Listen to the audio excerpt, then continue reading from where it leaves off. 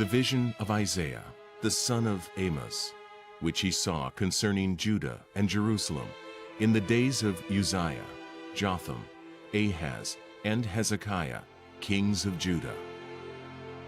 A vision given during troubled times to the people of Jerusalem living under the imminent threat of invasion.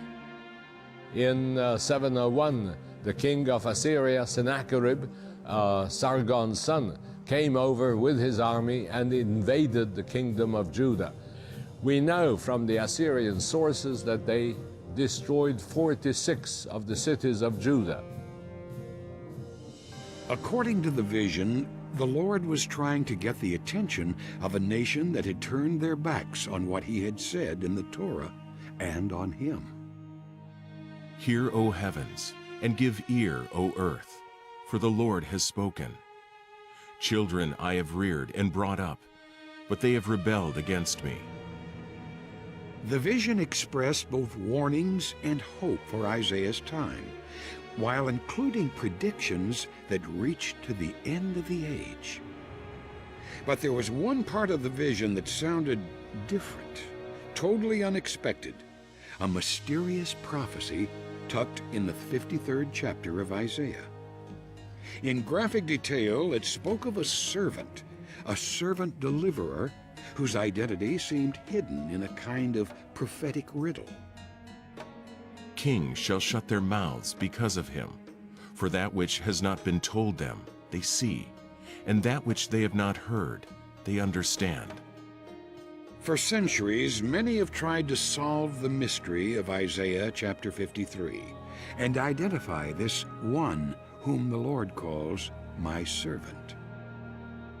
In the ancient Targum, which is a rabbinic paraphrase of the Bible, it says, "Behold, my servant, the Messiah," and it adds the words, "the Messiah will prosper." And so it is actually thinking of Isaiah 52:13 through 53:12. It says, this is the Messiah. So many passages, many citations could say, yes, this was a messianic passage. Behold my servant. He shall be high and lifted up, and shall be exalted. Many were astonished at you. He grew up before him like a young plant, and like a root out of dry ground. He was despised and rejected by men. From ancient times, Jewish interpreters understood Isaiah 52:13 through 53:12 to be a messianic passage. For example, in the Talmud, in Sanhedrin 98, it speaks of the Messiah. It asks the question, what is the Messiah's name? And it says, the sick one, for he shall bear our sicknesses, quoting from Isaiah 53. Surely he has borne our griefs and carried our sorrows. Yet we esteemed him stricken, smitten by God, and afflicted.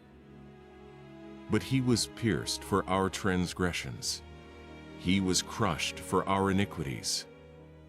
And with his wounds we are healed. The Jewish view that's always made the most sense to me in this has been to argue for the righteous remnant as a function of the collective as opposed to Israel as a whole, because we know Israel's history as a whole is not particularly righteous. So the nation as a whole doesn't qualify. But the idea that within Israel there are certain righteous ones who have faithfully represented God who could perhaps fit this role seems to me to be a plausible way to try and make the corporate argument. All we like sheep have gone astray. We have turned every one to his own way, and the Lord has laid on him the iniquity of us all. This much we see. Beginning in the 41st chapter, Israel is referred to as the servant of the Lord as a nation, but then sometimes one individual within the nation is identified as the servant. He was oppressed, and he was afflicted, yet he opened not his mouth, like a lamb that is led to the slaughter. By oppression and judgment he was taken away. He was cut off out of the land of the living, stricken for the transgression of my people. It says that the servant dies for the sins of my people. Now, whether it's Israel speaking, God speaking, or Isaiah speaking, the only answer to the question of who are my people is, it's Israel. So how could Israel die for Israel as a substitution? And they made his grave with the wicked, and with a rich man in his death, although he had done no violence. Yet it was the will of the Lord to crush him. When his soul makes an offering for guilt, he shall see his offspring. He shall prolong his days. Out of the anguish of his soul he shall see and be satisfied. By his knowledge shall the righteous one, my servant, make many to be accounted righteous. So the unnamed servant succeeds and conquers, not by power, but by surrender and suffering, bringing healing for his people, the Jewish people, and the world. But who is this suffering servant? When you come to Isaiah 53, you have to ask yourself, who actually fulfilled this? Who actually died, and his own people thought he was dying for his sin, and yet he was dying for the sins of the whole world? Who was it that didn't defend himself, that went as a lamb to the slaughter? Who was it that not only was cut off from the land of the living and died, but then continued on, saw the light of life, continued alive? Who was it that bore the sin of many? Who was it because of whom kings of the earth have shut their mouths in awe and said, we never knew, we never understood? For centuries, the rabbis of Israel reflected on the mysteries of what Isaiah had foreseen. Some suggested that Isaiah was predicting two messiahs, two deliverers, one in the military legacy of King David, another who, like the patriarch Joseph, would rescue his people through suffering. Messiah, son of David, and Messiah, son of Joseph. Then, just as the modern nation of Israel was being reborn, the prophecies of Isaiah resurfaced. Ancient copies of the prophet, dated 100 years or more before the Christian era, were discovered at the lowest spot on earth, near the Dead Sea. So the Dead Sea Scrolls are ancient Jewish manuscripts discovered between 47 and 56 in 11 caves in the area of Qumran. Qumran is located on the northwestern shore of the Dead Sea, 30 kilometers east from Jerusalem. This was one of the greatest and most important discoveries of antiquities ever made. Here, the air is bone dry, perfect for preserving and hiding the manuscripts of the Dead Sea Scrolls. Many scholars identify what remains of the Qumran community with a Jewish sect called the Essenes. Seeing the priesthood and temple worship of Jerusalem as being corrupted, the Essenes broke from mainstream Judaism and retreated here to seek the Lord in the wilderness.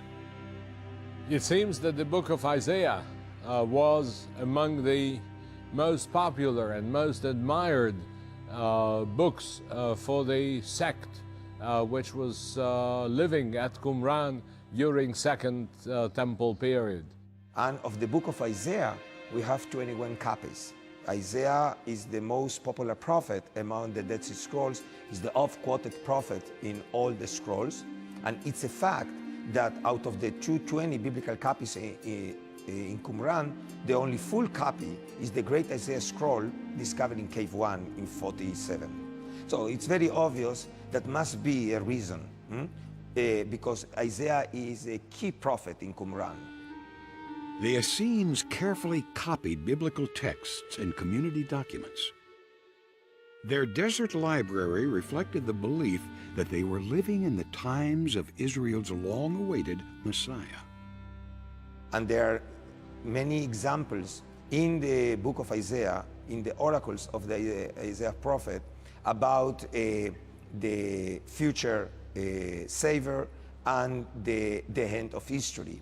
In the 1st century BC, 1st century AD, those people probably felt their own days as the very troublesome days of prophet Isaiah.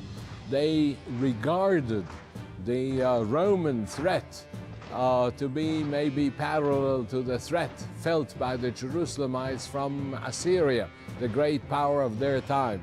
They regarded themselves as the Isaiah of their own time. Some groups, like the Qumranites and the group of Jesus and John the Baptist, they live with the sense that actually they are on the eve of the new era, expecting the Messianic kingdom. It's quite obvious why Isaiah became a key prophet for disclosing the secret of time. The secret of the times. In scrolls governing life and worship called the community rule, the Essenes used the words of Isaiah to describe their messianic mission to, quote, open up a path for the Lord. A voice cries, "In the wilderness, prepare the way of the Lord. Make straight in the desert a highway for our God." And this issue is a key issue mentioned in the scrolls themselves, in the community rule. And it's not by chance that the same verse, quoting from Isaiah chapter 40, verse 3, is the same verse also mentioned in the context of John the Baptist. In the Gospel of Mark and the parallels, also, strictly speaking, this verse is mentioned explaining why John the Baptist is announcing the coming of the Messiah in the wilderness of Judea. So, again, it can't be by chance that same verse is quoted. And again, it teaches the fact that the prophet Isaiah was a key prophet for different groups in ancient Judaism. Soon after John the Baptist called on his people to prepare the way of the Lord in the wilderness, Isaiah's predictions of a suffering servant took a controversial turn. Followers of Jesus, or Yeshua in Hebrew, came to the conclusion that they had seen an unexpected and dramatic fulfillment of the ancient words in the 53rd chapter of Isaiah.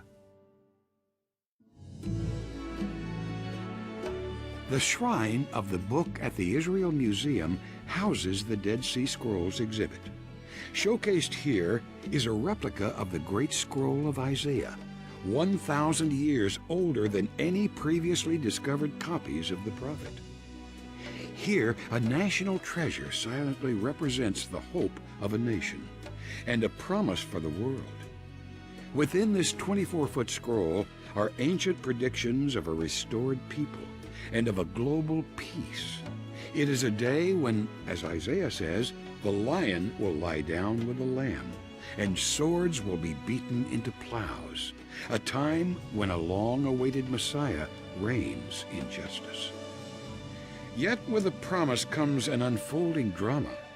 The 53rd chapter of this scroll tells the story of the suffering servant deliverer that would eventually be claimed by followers of Jesus. It's important to remember that in the time of Jesus, there was no such thing as Christianity. He was a rabbi, not a reverend.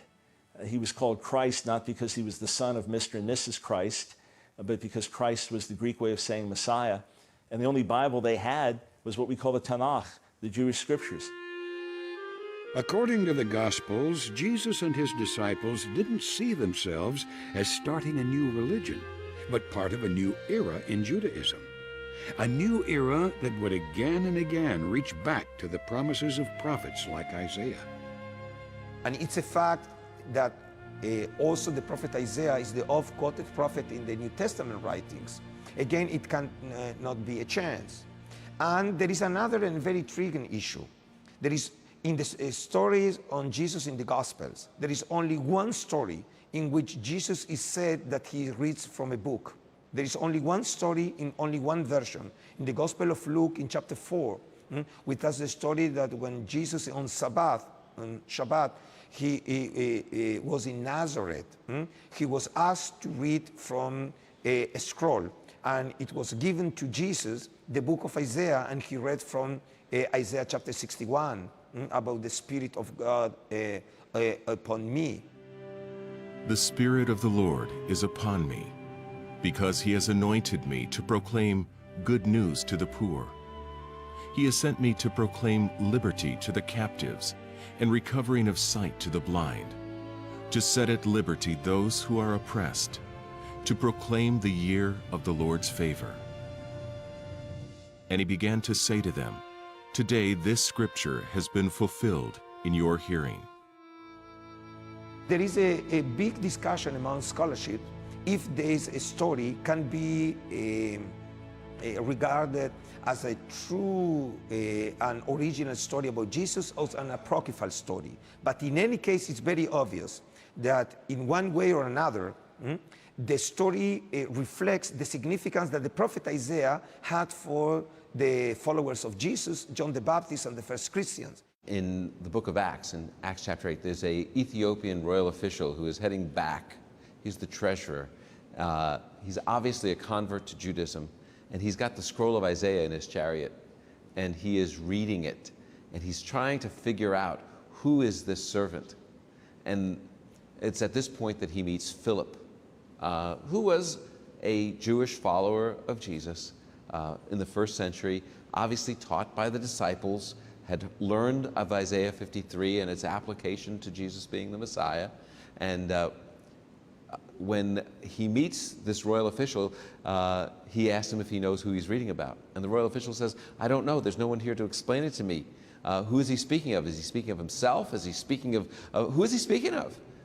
And at that point, Philip shows him how Jesus is the fulfillment of this passage, that he is the referent that Isaiah was speaking of when he spoke of the Messiah, the suffering servant. And at this point, the royal official immediately believes and becomes a follower of Jesus as well.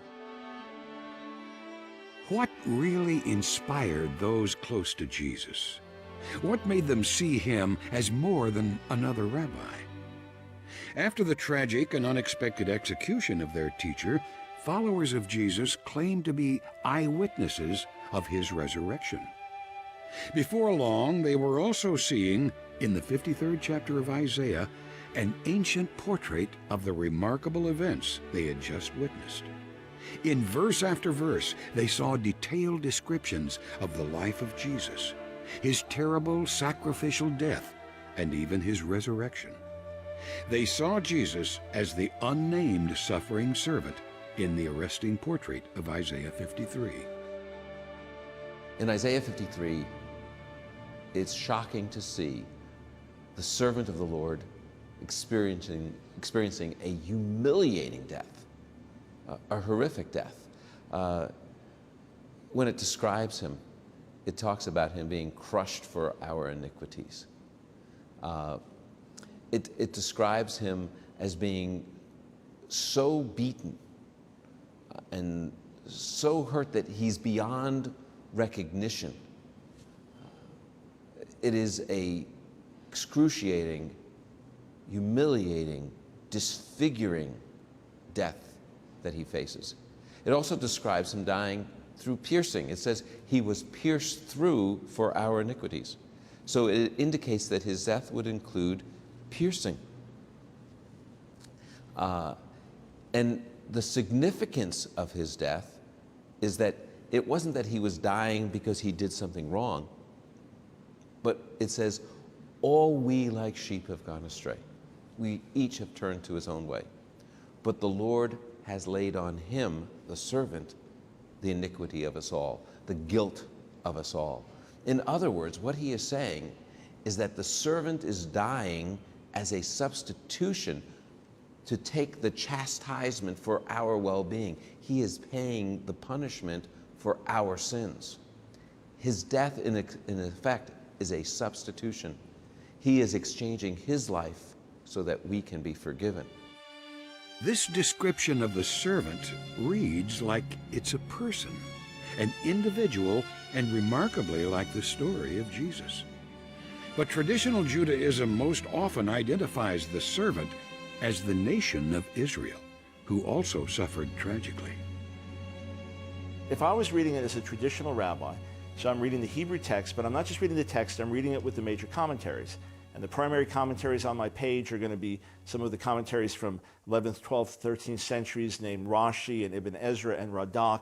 These men are very important in traditional Judaism. I'm going to be reading it in light of what they say, and they're going to tell me that the servant of the Lord is Israel. And this is speaking of the suffering of the Jewish people, or the righteous remnant, the righteous minority within the nation. And this is as we're scattered around the world, as be it the Holocaust, be it crusades, inquisitions, whatever we've suffered through the centuries. And this is through our suffering somehow healing comes to the world. And then at the end, the Gentile kings, the nations will recognize, they were, wow, we thought they were despised and rejected. They were actually suffering for us, and through them, healing has come our way. First century Israel certainly knew about suffering. Jesus wasn't the only one crucified. Some were still looking for Messiah, a deliverer, someone to free them from Roman occupation, to restore their kingdom. But it had been 400 years of silence, 400 years since there had been a word from the Lord, or a prophet to show them the way. Jesus and John the Baptist both enter the scene, but without a word about Roman oppression. Jesus did say, "Give to Caesar the things that are Caesar's, and to God the things that are God's." So it's not surprising that the rabbi from Nazareth didn't meet the expectations of many in Jerusalem. There's no question that the primary Jewish expectation of the Messiah, even among the disciples, would be one who would rule and reign and establish the kingdom and destroy the yoke of Rome and set the Jewish people free and bring the kingdom of God to the earth. That would have been the most common Jewish expectation. By contrast, according to the Gospels of the New Testament, Jesus presented himself humbly as the servant of Isaiah, conquering through surrender and suffering. He does it indirectly, which is how he actually does a lot of things. But he does it by saying that he came to give his life as a ransom for many, which is an allusion to the imagery of this text. He does it at the Last Supper. You know, the Last Supper is kind of like a last will and testament time with his disciples. And you say things when you know you're departing to people that they'll remember. And so he has this meal, and he takes what is Passover, what is the Passover, and changes the imagery. And relates it all to himself. And in the midst of doing that, he says, he speaks about the blood being shed on behalf of the many. And so this is the blood of the new covenant. And so poured out for you and poured out for the many. We have two versions of these words in the Gospels, but the allusion is to Isaiah 53. And so Jesus is connecting himself with this sacrifice, being this servant. He tells at the same meal in Luke, he tells his disciples that he will be reckoned with the transgressors, which is a passage coming right out of this text. And Jesus took a cup, and when he had given thanks, he gave it to them, saying, "Drink of it, all of you, for this is my blood of the covenant, which is poured out for many for the forgiveness of sins. I tell you, I will not drink again of this fruit of the vine until that day when I drink it new with you in my Father's kingdom." So according to the Gospels, while anticipating his death, Jesus spoke of that future kingdom foreseen by Isaiah. And earlier in his life, Jesus stated his purpose was to serve and serve as a ransom, again quoting from Isaiah 53. For even the Son of Man came not to be served, but to serve, and to give his life as a ransom for many. However, Jesus didn't just link himself to one prophetic chapter in Isaiah, but to the whole of the Hebrew Bible. Do not think that I have come to abolish the law or the prophets. I have not come to abolish them, but to fulfill them. Centuries ago, the prophet wrote of the suffering of a heroic figure called my servant. Does the mystery still remain? Was that servant a nation that suffered?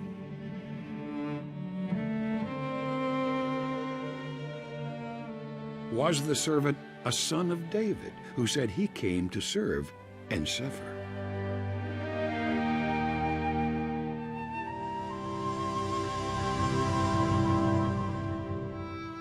All we like sheep have gone astray. We have turned every one to his own way. And the Lord has laid on him the iniquity of us all. All prophecies are tested by time.